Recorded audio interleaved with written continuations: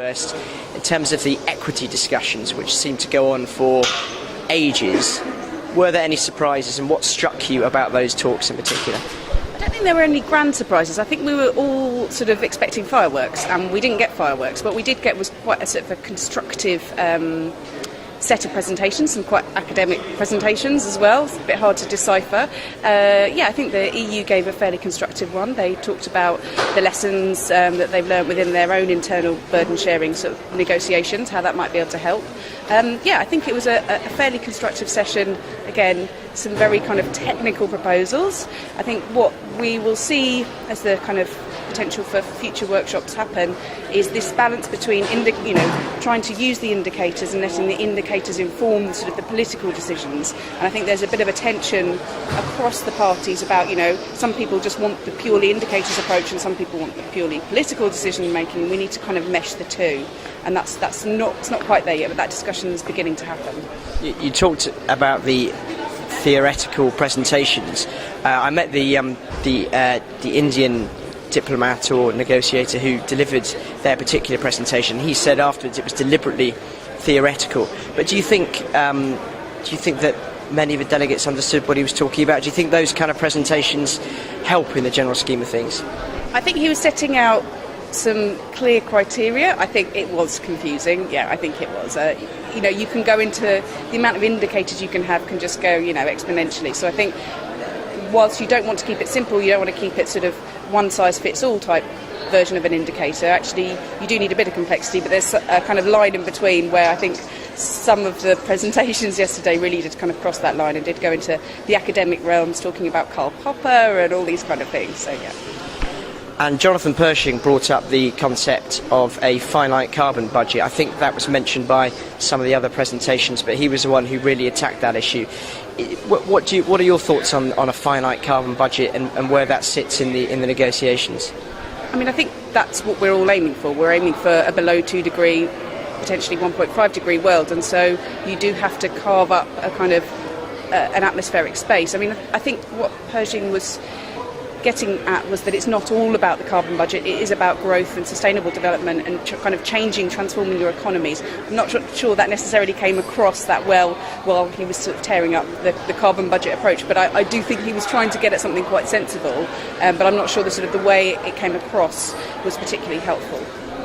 And Singapore's climate ambassador, he went down the line of talking about how per capita GDP should never be used as a way of deciding whether someone should contribute more or less. Is there a problem, do you think, with the that approach, but also the classification of a lot of the countries, be they Annex 1 or Annex 2, that maybe since the convention started and since the Kyoto Protocol started, a lot of these countries have perhaps either economically grown or declined? Yeah, I think a purely, like I said before, a purely kind of a pure approach based on one indicator or not one indicator is not helpful. You need a kind of combination of different ones. I mean, yeah, Singapore's was kind of fairly predictable. They have a lot of money, and of course they don't want to take on responsibilities, but unfortunately they're going to have to. So I think that's key. I mean, I think that's key. And in terms of today's discussions, Durban Platform, a lot about ambition, didn't seem, to me anyway, to be that much different to the equity discussions. Do you sense that there could be an issue here in getting bogged down in almost some theoretical discussions about the meaning of one particular word? I mean, I think the Durban Platform, it was very ceremonial. It was sort of a well-rehearsed, opening, and I think that's what we normally see here with the opening of the ad hoc working group. So I don't think it was wholly unexpected, but I think when we'll start to see proper fireworks is when they get into the nitty-gritty of actually what does the work programme look like. The mandate for the platform is very thin and slim, and there's a whole bunch of other stuff that people want to kind of chuck into the medley, and that's going to be where the problems start to blow up about how much can that platform handle.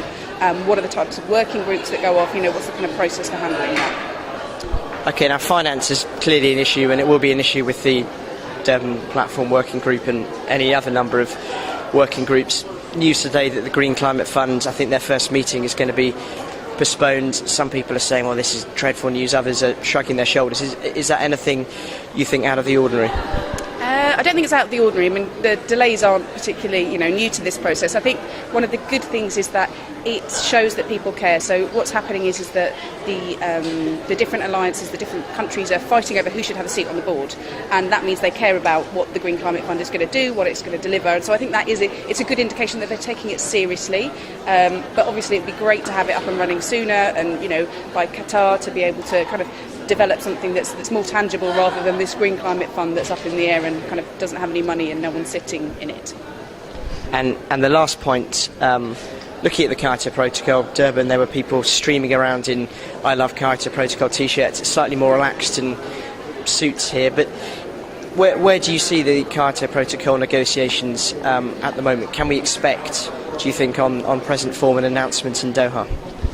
I think there will be an announcement in Doha. There's some critical things we need to get sorted before, and I think there's a discussion in the actual negotiations at the moment around the length of the commitment period. So we know that the new treaty will come in from 2020, and so whether you have an 8-year or a 5-year commitment period, how does that work on the Kyoto Protocol track? So I think that's a kind of a big issue in the negotiations, although the EU have come out and said that they will do an 8-year commitment period, so sort of fighting over nothing. But I think the other key thing, not just for Europe but for all the countries that are going to sign up to the second commitment period, is the hot air issue. So how are they going to carry over some of the emissions from the past phase into the new phase? Are they going to get rid of them? Are they going to buy them off people? How does that work? So I think that's quite a key debate within the EU. And then lastly, I think on the KP, it's been quite silent here, but we know that a few countries are not going to sign up in Qatar. So Japan, likely, potentially Australia still sitting on the fence. So those are kind of key questions moving forward about when are they going to submit their targets, what are those targets going to be, how serious are they on this. So that's the kind of critical piece for the KP before Qatar.